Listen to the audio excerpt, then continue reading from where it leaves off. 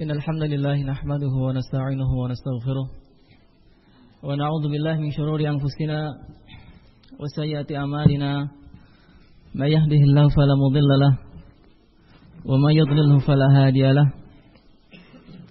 asyhadu an la ilaha illallah wahdahu la syarika lahu wa asyhadu anna Muhammadan abduhu wa rasuluh.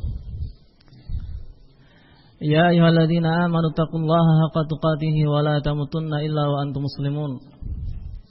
Ya ayuhan nasu taqu rabbakumul ladzi khalaqakum min nafsin wahidah wa khalaqa minha zawjaha wa bassa minhuma rijalan katsiran wa nisaa'a wattaqullaha alladzi tasaaluna bihi wal arham innallaha kana 'alaikum raqiba. Ya ayyuhalladzina amanu taqullaha wa qulu qawlan sadida yuslih lakum a'malakum wa yaghfir lakum dhunubakum wa may yuti'illaha wa rasulahu faqad faza fawzan 'azima. Amma ba'd, fa nasdaqal hadithi kitabullah wa khairal hadi hadi Muhammadin sallallahu alaihi wa ala alihi wa sallam wa syarrul umuri muhdatsatuha fa inna kulla muhdatsatin bid'ah wa kulla bid'atin dhalalah wa kulla dhalalatin finnar. A'adani Allah wa iyyakum minan nar.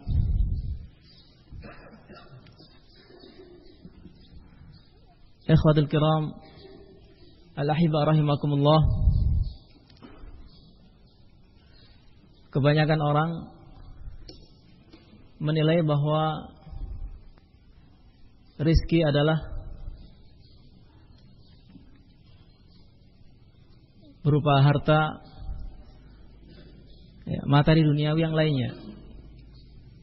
Mereka menilai rizki pada makna yang terlalu sempit, bahwa rizki adalah apa yang dia rasakan, dia dapatkan, dia nikmati di dunia ini. Demikian pula kita seringnya seperti itu, memandang rizki dalam wilayah yang begitu sempit sekali. Padahal sesungguhnya Allah SWT telah memberikan kepada kita rizki dan karunia-Nya yang tidak bisa terhingga. Kesehatan, waktu luang,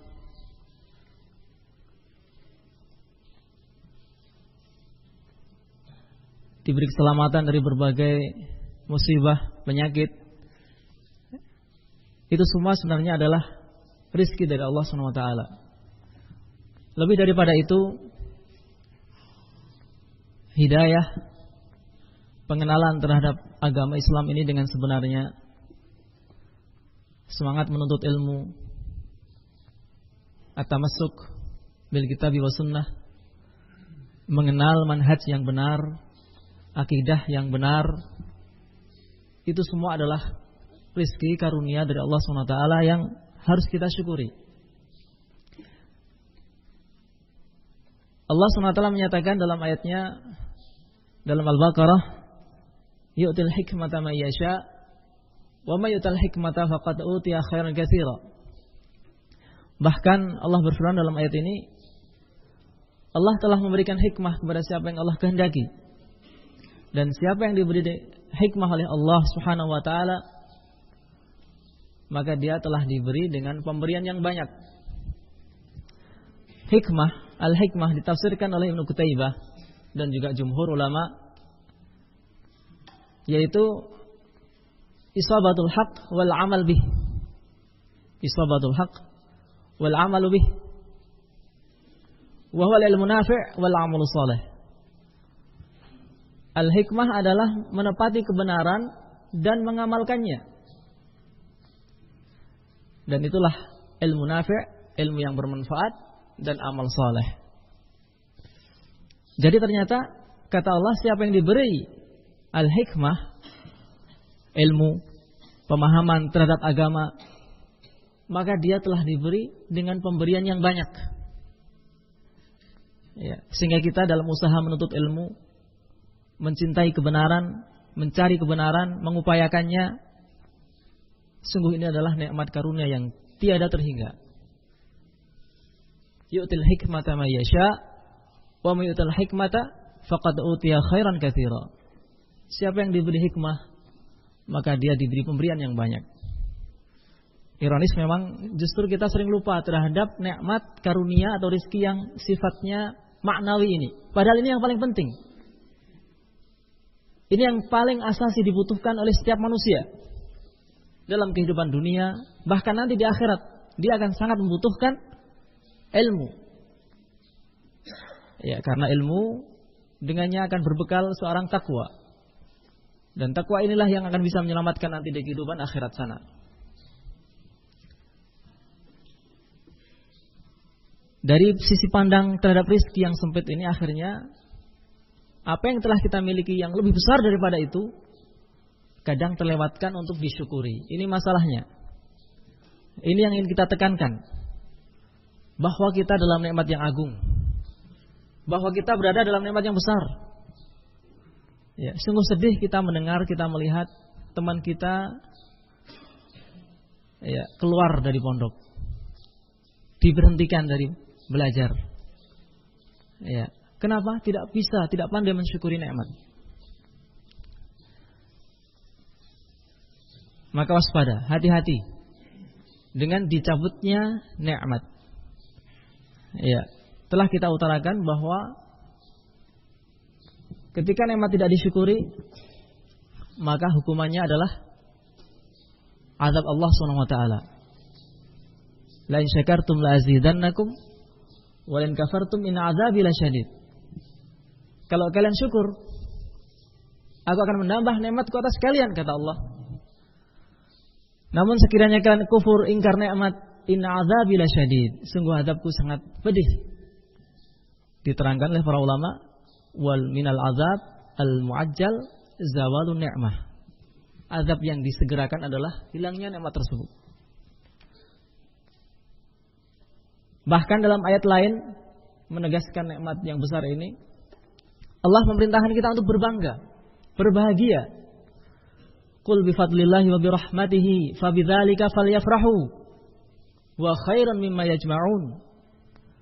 Kata Allah, katakanlah dengan fadilah Allah, dengan rahmatnya, fabidzalika falyafrahu. Dengan itu berbanggalah kalian, berbahagialah. Karena itu lebih baik daripada apa yang dikumpulkan oleh manusia. Wa khairun mimma yajma'un. Lebih baik dari apa yang mereka kumpulkan, harta benda yang mereka miliki. Ya. Hanya saja kadang kita tidak bisa memahami hal ini. Terlalu silau dengan dunia. Ya. Sehingga nikmat ini kurang bisa kita hargai. Ya, padahal Allah mengatakan berbanggalah kalian dengan rahmat Allah, dengan fadilahnya. Apa itu rahmat dan fadilah? Ibnul Qayyim menjelaskan, waqad fusira fadlullah bil iman wa rahmatuhu bil Quran wa huma al-ilmu nafi' wal amal salih. Dalam Miftah dari Sa'adah, beliau mengatakan fadilah Allah ditafsirkan dengan Al-Quran, dengan iman. Ya, fadilah Allah ditafsirkan dengan keimanan. Ya, jadi seorang beriman, seorang bisa meyakini agama ini dengan tenang, menjalankan ketaatan kepada Allah SWT, tidak lain karena keutamaan dari Allah SWT. Allah yang mengilhamkan dalam jiwanya untuk beriman. Wa ma kana li nafsin an tu'mina illa bi idznillah. Tidaklah jiwa itu beriman kecuali atas izin Allah. Ya. Tidak lain karena izin dari Allah SWT untuk beriman. Kemudian rahmat Allah dengan Al-Quran ditafsirkan dengan Al-Quran, yaitu sumber daripada ilmu. Maka kata Allah, dengan itu amal saleh, ilmu nafi', ilmu yang bermanfaat dan amal saleh itu, berbahagialah kalian, berbanggalah kalian. Karena itulah yang pantas untuk dibanggakan. Artinya bahagia, tenang dengannya, mengharap rahmat Allah dengan itu semua. Ya, bukan apa yang dikumpulkan oleh manusia. Maka melalui forum ini kita ingatkan diri saya pribadi, kemudian ikhwas sekalian, marilah kita menjaga nikmat yang besar ini. Allah telah pilih kita dari sekian hambanya untuk mau menyempatkan diri belajar, ya, mengkaji Al-Quran, hadis Rasul. Maka ini perhatikan sebuah nikmat yang agung, sebuah karunia yang besar. Semoga dengan menikmati, mensyukurinya, ya, mensyukurinya dengan sebenar-benarnya, Allah akan selalu menambah. Allah langgengkan, Allah lestarikan nikmat itu kepada kita semua, sehingga kita bisa istiqomah, mati di atas amalan ibadah yang mulia ini. Kemudian pada kesempatan siang hari ini akan kita belajar bersama. Kita bacakan dari kitab Taysirul Alam tentang pembahasan mahramiyah. Ya. Siapakah mahram kita? Telah kita ketahui bersama bahwa agama kita, agama Islam yang sempurna, mengatur seluruhnya, segalanya dengan indah, keteraturan yang begitu rapi. Ya, Allah menyebutkan nikah bahkan dengan al-misat al-ghalid, misatan ghalidha, ikatan yang kuat. Ya. Karena memang dengan pernikahan diharapkan akan terwujud tatanan sosial yang ideal di tengah masyarakat, hubungan yang baik, ukhuwah yang kuat. Sehingga Allah atur sedemikian rupa, termasuk siapakah yang tidak boleh dinikahi. Inilah mahram yang akan kita bahas, yang akan kita baca. Siapakah mereka yang tidak boleh dinikahi? Walaupun sebelumnya perlu kita tegaskan bahwa mahram, atau dalam hal ini, dalam pembahasan kita, siapa yang tidak boleh kita nikahi, itu belum tentu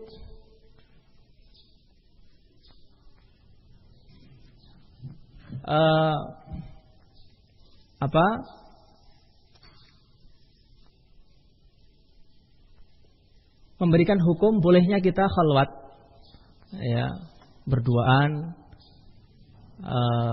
melihat sebagai teman safar, ya, dan sebagaimana pembahasan mahram yang lainnya. Nah, ini perlu kita tegaskan sebelum kita membahas, karena dalam kaidah yang disebutkan oleh para ulama, ya, disebutkan bahwa la yalzam min al-hurmah al-mahramiyah. Ya. Dalam kaidah dikatakan bahwa tidak mengharuskan dari adanya hukum tidak bolehnya dinikahi itu kemudian menjadikan orang yang tidak boleh dinikahi itu sebagai mahram. Ya, kemudian boleh berjabat tangan, ya, boleh sebagai teman safar dan yang lainnya, boleh melihat wajahnya. Ya, jadi kita tegaskan sekali lagi, mahram atau yang tidak boleh dinikahi, ya, itu maknanya lebih luas, ya, mencakup mereka yang tidak boleh dinikahi padahal bukan mahram kita. Artinya tidak boleh kita berkhalwat dengannya, safar dengannya. Nanti dengan uraian, dengan contoh-contoh insya Allah akan lebih jelas. Ya. Secara global, yang tidak boleh dinikahi ada dua. Ya. Dua kelompok maksudnya. Yang pertama, qismun yahrumu ilal abad. Kelompok yang diharamkan selama-lamanya.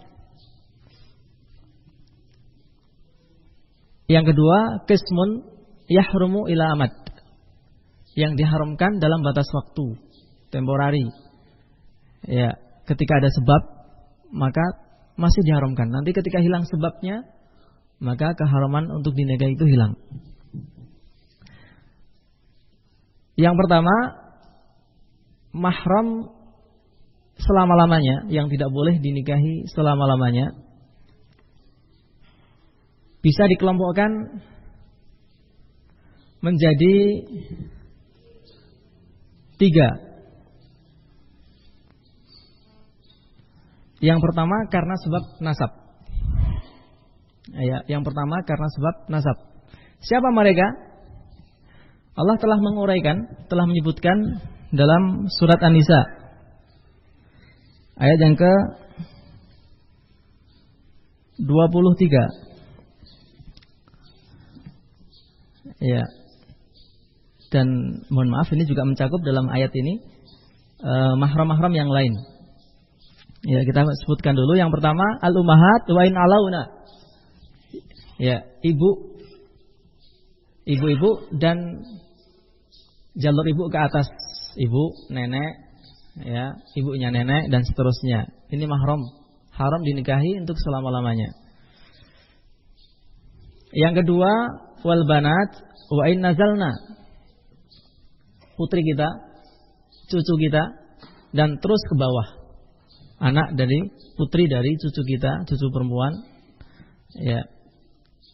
Yang ketiga, wal akhwat min abawain au abin au ummin. Jadi ini kita asumsikan kita sebagai laki-laki ya. Apabila perempuan maka sebaliknya. Disebutkan ummahat wa in alauna, ya, ibu dan terus ke atas. Berarti kalau perempuan ayah yang diharamkan. Ayah dan terus ke atas. Ayah, kakek. Ya, kemudian yang kedua tadi banat, putri. Berarti kalau perempuan putra dan terus ke bawah.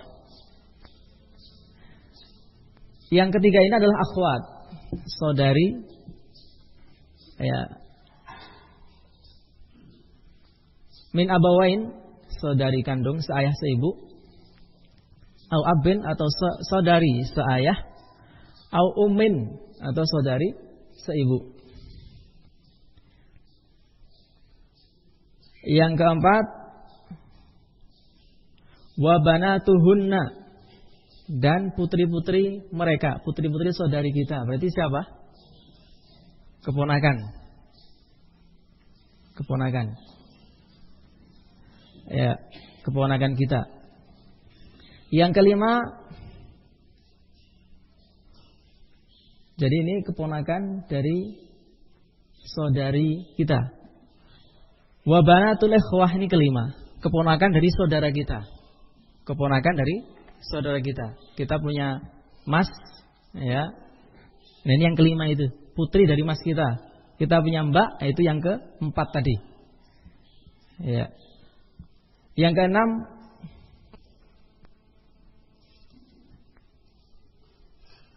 walamat, yakni bibi dari jalur ayah. Yang ketujuh, wal khalat, bibi dari jalur ibu. Tadi bibi dari jalur ayah, sekarang bibi dari jalur ibu. Yakni saudarinya ayah atau saudarinya ibu. Ya, dalilnya tadi telah kita isyaratkan dalam An-Nisa ayat yang ke-23.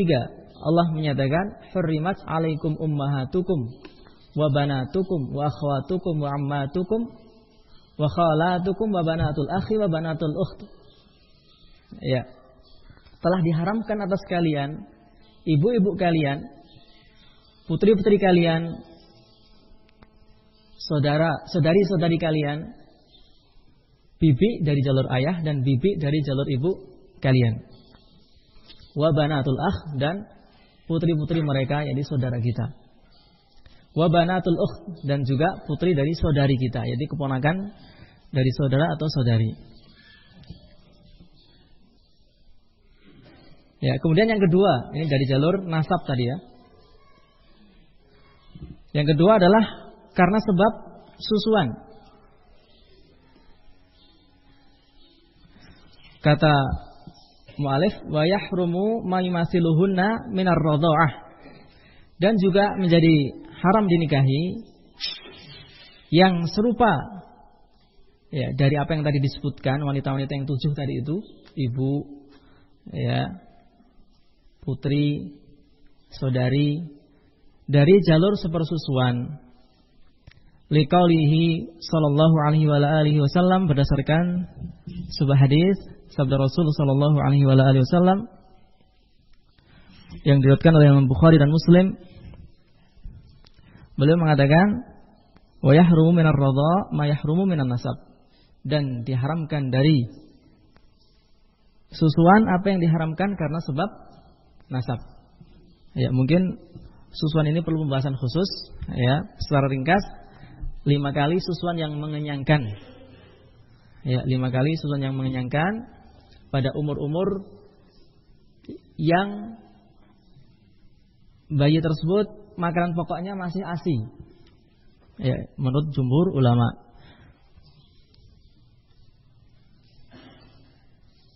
Apa maksudnya diharamkan dari susuan, apa yang diharamkan dari nasab? Ya, kita sekarang mengkiaskan pada 7 orang yang tadi kita sebutkan di awal. Al-ummahat berarti maksudnya adalah ibu susu. Ya, ibu susu. Wa in alauna berarti nanti neneknya, ya. Ya, ibu dari ibu yang menyusui kita. Ya, dan seterusnya ke atas. Itu menjadi mahram kita. Ya, jadi kita menyusu kepada fulanah misalnya, dahulu pernah disusui oleh fulanah, maka ibu dari fulanah ini mahram kita juga. Ya, boleh berkholwat, boleh berjabat tangan sebagai teman safar dan yang lainnya. Wal banat wa in nazalna, kemudian anak dari ibu kita ini. Kita menyusu tadi kepada fulanah. Ya. Fulanah memiliki 2 putri, A dan B. Nah, ini juga menjadi saudari susuan kita. Jadi mereka berdua adalah saudari susu kita yang mahram kita. Ya, mahram kita. Ya, tidak boleh dinikahi. Kemudian wal akhwat, ya, min abawaini. Ya, yang dari yang ketiga itu, ya,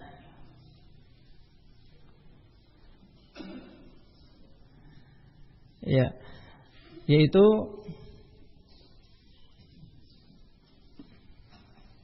afan tadi 6 wal banat wa nazalna, yakni benar putri dari yang menyusui kita itu menjadi afan salah ya, wal banat wa nazalna.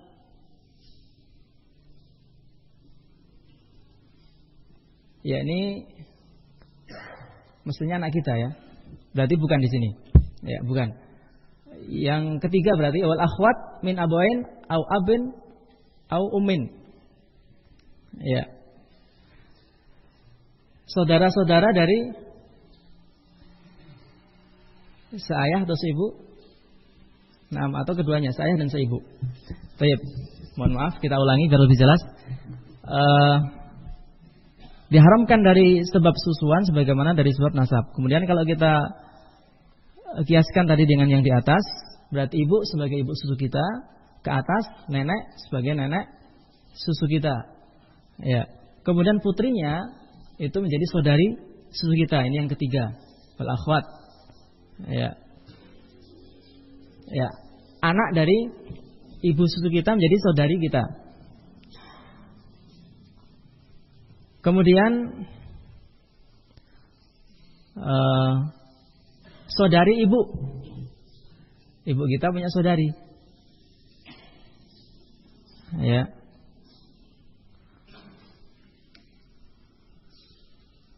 Baik. Maka itu bibi kita dari sepersusuan. Ya. Dan begitu seterusnya. Dari jalur ayah atau jalur ibu.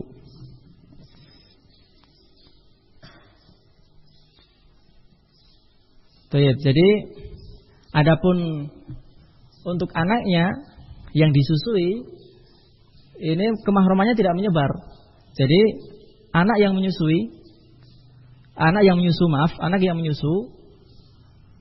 ya, kita tadi menyusu kepada si fulanah menjadi ibu susu kita. Kemudian orang tua kandung kita, ya, ini tetap bukan menjadi mahram dari ibu susu kita. Jadi mahramiyah itu menyebar pada si ibu susu, bukan dari anak yang menyusu. Ya. Jadi kemahraman itu menyebar pada ibu susu, termasuk tadi anaknya menjadi anak atau menjadi saudari susu kita, ya, ibunya menjadi nenek kita, ya, saudarinya menjadi bibi susu kita. Ya. Namun dari sisi anak, dari arah si anak, kemahramannya hanya pada anak ini yang menyusu, ya, tidak menyebar. Jadi orang tua kita, orang tua kandung kita, ya, ini bukan menjadi mahram kepada ibu susu kita. Begitu, dipahami ya? Baik. Kemudian yang ketiga, wa yahrumu arba'un bil musaharah.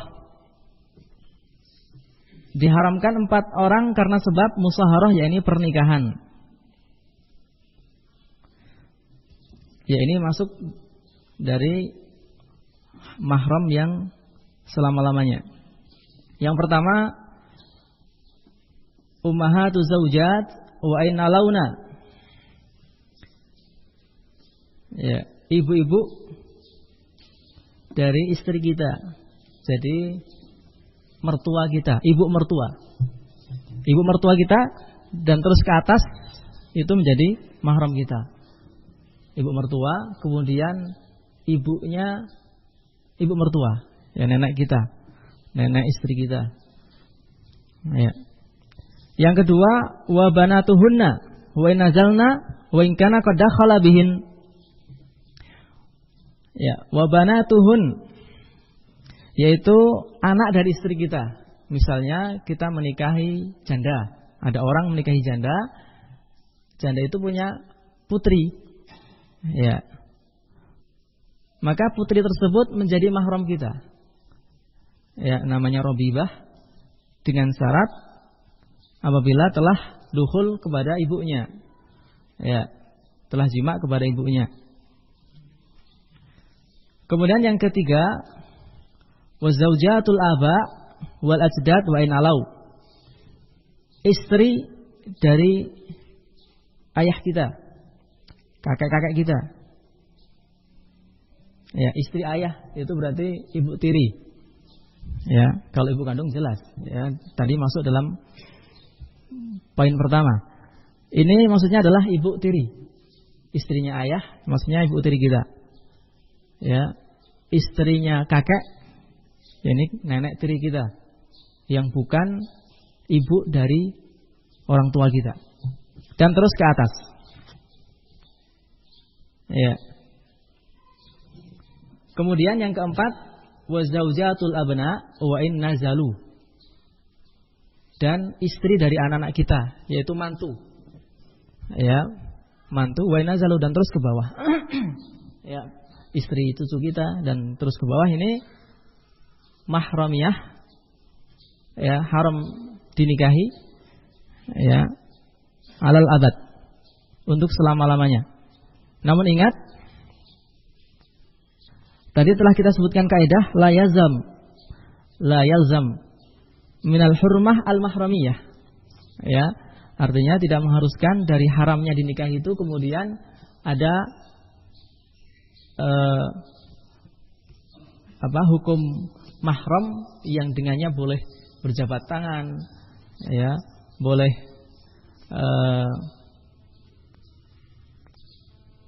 sebagai teman safar, ya, dan yang lainnya.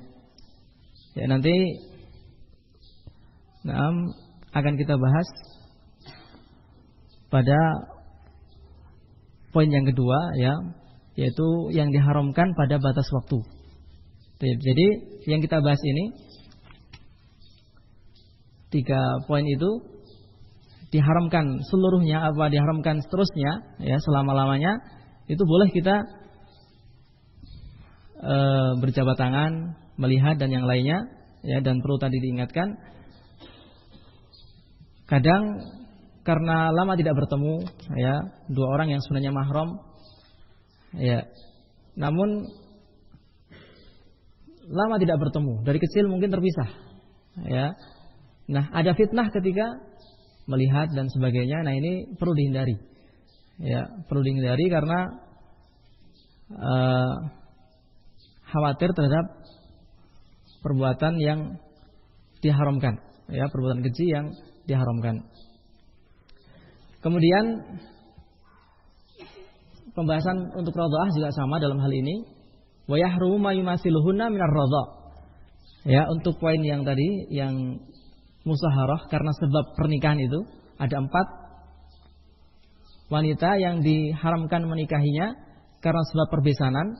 Itu juga sama ketika karena sebab persusuan. Ya. Maksudnya bagaimana? Misalnya wa ummahatuz zaujat tadi yang pertama, yaitu diharamkan pula bukan hanya ibu kandung istri kita, tapi juga ibu susu istri kita. Itu juga menjadi mahram kita. Ya. Kemudian yang kedua tadi wa banatuhun, ya. Anak dari istri kita yaitu Robibah. Itu juga nanti nggak mesti anak kandung, yaitu anak susu dari istri kita. Itu juga nggak boleh dinikahi, mahram. Ya. Kemudian, ya ini, ya hanya 2 ini. Ini yang dari karena sebab persusuan. Ya. Kemudian ada masalah apabila seorang telah menceraikan istrinya. Apakah mertuanya itu masih mahram? Ya, masih tidak boleh dinikahi. Ya. Mantan mertua berarti. Ya. Melihat keumuman ayat, ya, melihat keumuman ayat yang Allah mengatakan, ya, dalam An-Nisa tadi itu, kelanjutan ayat yang ke-23 disebutkan di sana bahwa keharaman itu selama-lamanya. Ya, ada pertanyaan yang disampaikan serupa kepada Syekh bin Baz rahimahullah, yaitu menikahi putri dari mantan istri. Putri dari mantan istri, punya istri, dicerai, istrinya itu waktu itu sudah pernah menikah, ya, punya anak, jadi Robibah. Ya. Ditanyakan kepada beliau, natlubul ifadata an rajulin tazawwaja binta mutallaqatihi, hal yajuzu dzalik? Kami mohon faedah tentang seorang yang menikahi putri dari istri yang telah dia cerai, apakah boleh? Ya, ini putri bawaan, Robibah tadi itu, ya, putri bawaan. Ya, setelah dicerai, apakah boleh menikahinya? Ya, kita katakan tadi 4 yang dari jalur musaharah pernikahan itu mahramiyahnya, kemahramannya itu selama-lamanya. Ya. Nah, makanya beliau menjawab di sini, la yajuzu lirrajul an yatazawwaja binta mutallaqatihi. Kata Syekh bin Baz dalam fatwa beliau, tidak boleh seorang laki-laki menikahi putri dari istri yang telah dia cerai. Idza kana qad dakhala biha, apabila telah jima dengannya. Ya, tadi Robibah tadi. Li'annaha rabibatun. Wa qad haramallahu ar-raba'ib 'ala 'ibadihi. Sementara Allah telah mengharamkan raba'ib ya atas hamba-hambanya. Kama qala ta'ala, kama qala Allah Ta'ala fi bayanil muharramat minan nisa, sebagaimana Allah telah berfirman ketika menerangkan wanita-wanita yang diharamkan untuk dinikahi. Wa raba'ibukumul lati fi hujurikum min nisaikumul lati dakhaltum bihin. Ya, kelanjutan ayat An-Nisa yang ke-23 tadi. Dan diharamkan rabibah kalian, yaitu anak-anak tiri kalian, ya, putri dari istri kalian, alati fi hujurikum, yang dalam pengasuhan kalian, min nisaikum, dari istri-istri kalian, allati dakhaltum bihin, yang kalian telah dukhul, jima dengannya. Al-ayah. Wa dukhul wa jima. Ama in kana lam yadkhul bi ummiha, adapun ketika belum dukhul dengan ibunya, bal aqada 'alaiha tsumma talaqaha, namun dia sekedar akad nikah kemudian cerai, fala haraj 'alaihi an tazawwaja bintaha, maka tidak mengapa dia menikahi putri tersebut. Liqaulillahi subhanahu wa ta'ala, fa illam takunu dakhaltum bihinna fala junaha 'alaikum. Kalau kalian belum dukhul, maka tidak mengapa bagi kalian menikahinya. Jadi dari fatwa ini kita bisa menyimpulkan yang lainnya, ya, dari sebab pernikahan, ya, atau mahram karena sebab atau jalur pernikahan, ya, yaitu mertua, ya, dan dalam pertanyaan ini adalah anaknya, putrinya, ya. Kemudian zaujatul aba, yaitu istri ayah kita, ibu tiri, ya. Kemudian zaujatul abna, yaitu mantu kita, ya, mantu kita. Ya, kemudian dalam ayat tadi mungkin ada sedikit tanda tanya. Allah mengatakan wa rabaibukumul lati fi hujurikum, dan rabibah yang ada dalam pengasuhan kalian. Lalu bagaimana dengan rabibah yang tidak kita asuh? Ya. Kita menikah dengan wanita janda, sudah pernah menikah, ya, punya putri, putrinya ikut mbahnya, kita nggak pernah melihat sama sekali. Ya. Kemudian wanita ini kita cerai, boleh nggak nikah dengan putrinya tadi itu? Ini bukan dalam pengasuhan kita. Sementara Allah mengatakan wa rabaibukumul lati fi hujurikum, dan rabibah yang berada dalam pengasuhan kalian. Pertanyaan ini dijawab oleh Ibnu Utsaimin rahimahullah. Ya. Beliau menjawab dalam fatwanya. Pertanyaan di sini kita bacakan, idza tazawwaja rajulun min imra'atin walaha bintun min rajulin qablahu. Apabila seorang menikah dengan wanita, sementara wanita ini memiliki putri dari suami sebelumnya. Walakin hadal bint lam ta'ish ma zawji ummiha. Namun putri ini tidak hidup bersama zauji ummiha. Ya. Bersama suami dari ibunya, yaitu yang menikahi ini. Ya, suami kedua. Ya. Bal ba'idatun anha, namun jauh. Tadi kita contohkan ikut neneknya misalnya. Ilaan tuwfiyat ummuha, sampai ibunya meninggal, ya, jauh. Ya. Wahya fi sinis zawaj, ibunya meninggal, putri tadi sudah besar pada umur atau usia menikah. Fal yajuzu li zauji ummiha an yatazawwajaha, bolehkah suami yang kedua tadi itu menikahi anaknya ini? Ya, li'annaha lam takun fi hijrihi, karena putri ini tidak berada dalam pengasuhannya. Ya, jauh. Al-jawab, dijawab oleh beliau rahimahullah, hadhil bint allati min zawjihi min zaujin sabiq, hadhil bint allati min zaujatihi min zaujin sabiq, putri ini, putri istrinya ini dari suami yang pertama, suami sebelumnya. Idza kana qad dakhala bil apabila suami yang kedua ini telah dukhul dan ibunya, ay qad jama'aha jima' fa innaha la tahil lahu. Ya, perhatikan, tidak halal baginya. Ya, sawan kanat fi hijrihi am lam takun. Baik putri itu berada dalam pengasuhannya atau tidak? Baik putri itu berada dalam pengasuhannya atau tidak? Padahal ayatnya tadi mengatakan ya, wa rabaibukumul lati fi hujurikum. Ya, dan rabibah yang berada dalam pengasuhan kalian. Nanti akan kita lihat bagaimana istinbat beliau. Ya. Hadza huwa qaulu jumhur. Hadza huwa qaulu jumhuri ahli ilm. Ini pendapat dari jumhur ahli ilm. Mayoritas ulama.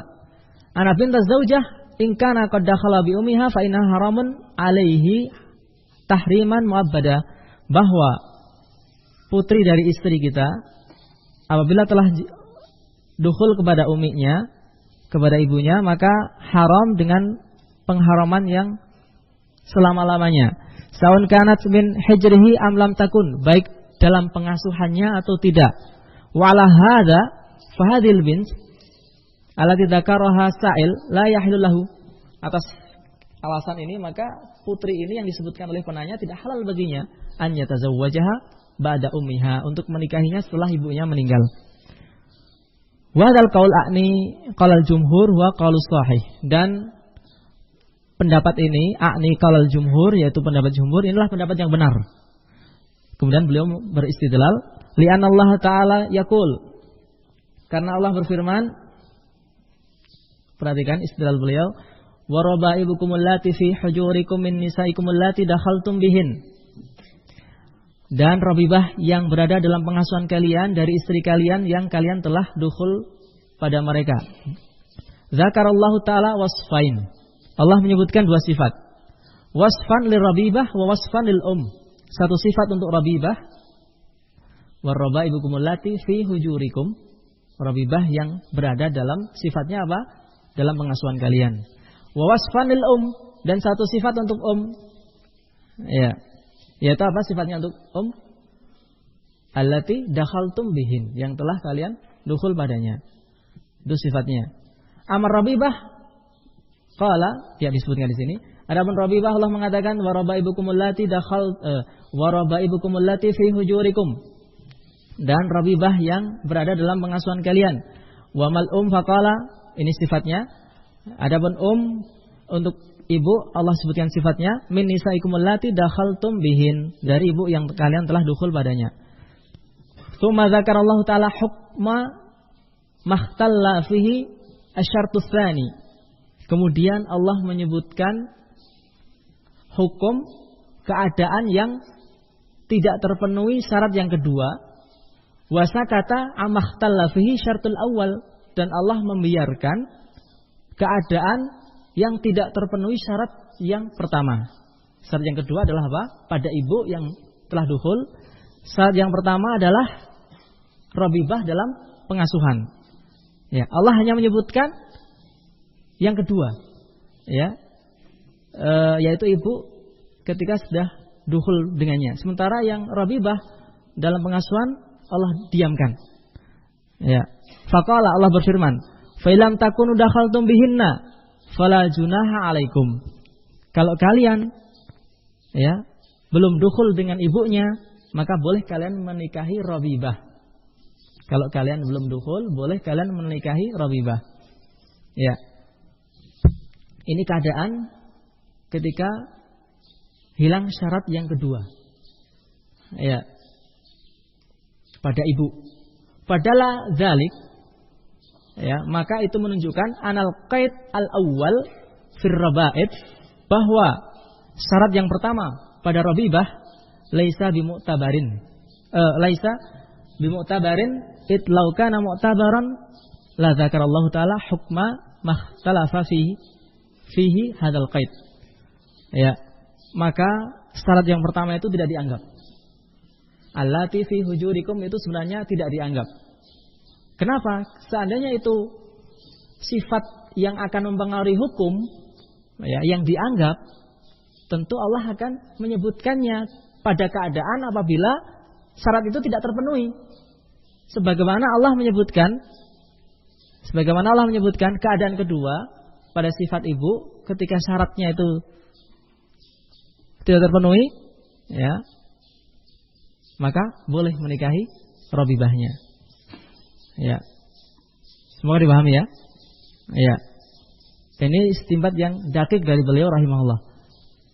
Berarti sifat untuk Rabibah allati fi hujurikum itu tidak dianggap. Ya. Kemudian beliau mengatakan final qaid al-awwal fi rabaib laisa bimu'tabarin id law kana mu'tabaran la dzakarallahu ta'ala hukma makhtalafa fihi hadzal qaid. Ya, karena tentu kalau hukum sifat itu dianggap mempengaruhi hukum, nanti Allah akan menyebutkan kalau Rabibah yang tidak dalam pengasuhan kalian hukumnya demikian, tentu Allah akan mengatakan seperti itu. Allah akan menerangkan. Ketika tidak diterangkan berarti hukum itu tidak berpengaruh. Ya. Kama dzakara hukma makhtalafa fihi al-qaid ats-tsani, sebagaimana Allah menyebutkan hukum pada keadaan yang berbeda pada syarat yang kedua, yaitu pada ibu. Ya. Yaitu syaratnya harus dukhul padanya. Ketika tidak dukhul maka boleh menikahi Rabibah. Ya. Berarti ketika tidak dukhul, ya, syarat sebagai ibu itu terabaikan. Ketika tidak dukhul, syarat pernah menjadi ibu diabaikan. Beda dengan sifat Rabibah. Ya, sifat Rabibah disebutkan fi hujurikum, ya, yang ada pada pengasuhan kalian. Ini enggak dianggap. Artinya ada dalam pengasuhan kalian atau tidak, ya, selama Rabibah tidak boleh dinikahi. Ya, karena Allah tidak menyebutkan ketika keadaannya berbeda, yaitu Rabibah itu tidak dalam pengasuhan kalian. Ya.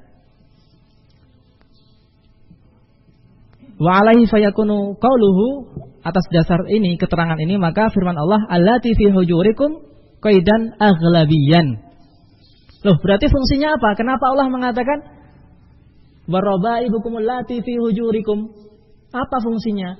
Kalau itu tidak dianggap sifat itu, ya, diterangkan oleh beliau, fayakunu qauluhu, maka firman Allah allati fi hujurikum qaidan aghlabiyan, itu syarat yang aghlabiyan atau penyebutan yang secara mayoritas saja, karena biasanya anak itu ikut ibunya, kemudian ketika ibunya menikah masih bersama ibunya, menjadilah dia Rabibah, begitu. Wal qaid al-aghlabi laisa bi mafhumihi hukmun, kata beliau. Dan syarat yang aghlabi seperti ini tidak memiliki hukum, ya, bi mafhumihi, ya, hukman, tidak memiliki dalam pemahamannya, yakni memahami penyimpulan terhadap sifat tersebut atau syarat tersebut tidak ada kaitannya dengan hukum. Wallahu a'lam. Jadi kita kembali ke Rabibah. Rabibah, ya, walaupun ibunya telah dicerai, ini tetap haram selama-lamanya, tidak boleh dinikahi. Kemudian sekarang poin yang kedua, tadi kita masih pada poin yang pertama, yaitu mahramiyah alal amad. Sekarang yang temporari, mahramiyah yang berbatas waktu. Nah, ini kita tegaskan bahwa yang ilal amad ini, berbatas waktu ini, yang temporari, ya,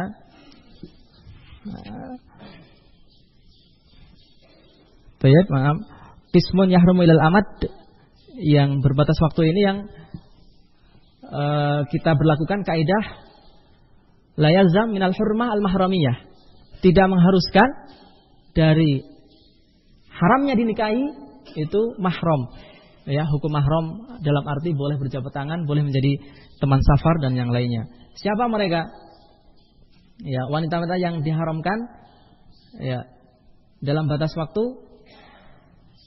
Yang pertama, fahunna ukhtu zaujah, saudari istri. Ya, ada kakak beradik A dan B, kita menikahi si A, tidak boleh kita menikahi si B. Ya. Dua akhwat bersaudara A dan B, kita menikahi si A, tidak boleh menikahi si B. Ya. Jadi ukhtu zaujah, saudari istri kita. Ini tidak boleh dinikahi karena Allah SWT berfirman, "Wa antajma'u bainal ukhtain illa ma qad salaf," dan kalian menggabungkan antara dua bersaudara. Tidak boleh. Ya. Kita katakan sampai berbatas waktu, karena ketika si A telah dicerai, maka boleh menikahi si B. Ya. Yang dilarang adalah mengumpulkan dalam satu akad pernikahan. Masih menikahi si A, kemudian menikahi si B, ini tidak boleh. Kalau si A sudah dicerai, si B boleh dinikahi. Kemudian wa ammatiha wa khalatiha, bibinya, bibi dari jalur ayah dan bibi dari jalur ibu. Berdasarkan dalam riwayat Al-Bukhari dan Muslim dari sahabat Abu Hurairah, qala Rasulullah sallallahu alaihi wasallam, la yujma' bainal mar'ah wa ammatiha wala bainal mar'ah wa khalatiha. Tidak boleh mengumpulkan antara seorang dengan bibinya dari jalur ayah dan seorang dengan bibinya dari jalur ibu. Kita menikah si A. Si A punya bibi, ya, si C, nggak boleh menikahi si A sekaligus si C. Kalau si A sudah dicerai, baru menikahi si C. Ini maksudnya. Jadi berbatas waktu sampai si A dicerai, boleh baru menikahi si C. Kemudian wal khamisah lil hur alladhi indahu arba'u zaujat.